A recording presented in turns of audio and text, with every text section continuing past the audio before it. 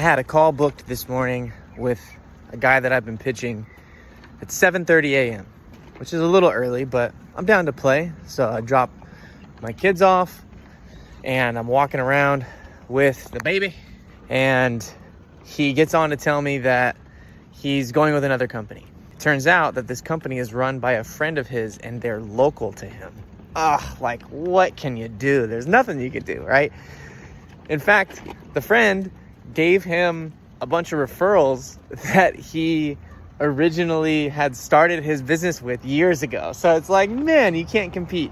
They were more expensive than us, and so it didn't matter, right? And trust, that's so critical to the whole deal.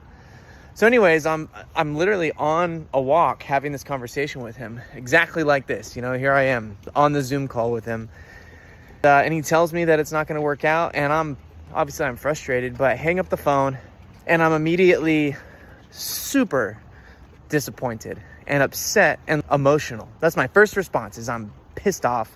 And about 15 minutes into the walk, right? We walk for like 45 minutes every morning.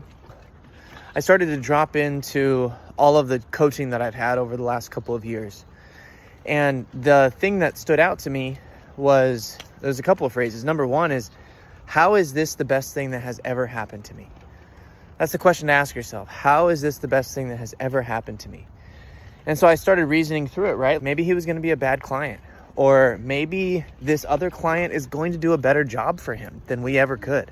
And maybe it's going to further their relationship and it's just going to be great. And maybe I get to spend my energy somewhere else where I'm going to do a better job, and I'm going to spend my team's energy on something where they're going to do a better job. And then I realized that I was reminded, right? This was advice that I've gotten a bunch of times, that every no that you get just means that you're one step closer to that yes. And we today are one giant step closer to that yes, and I'm excited to find it.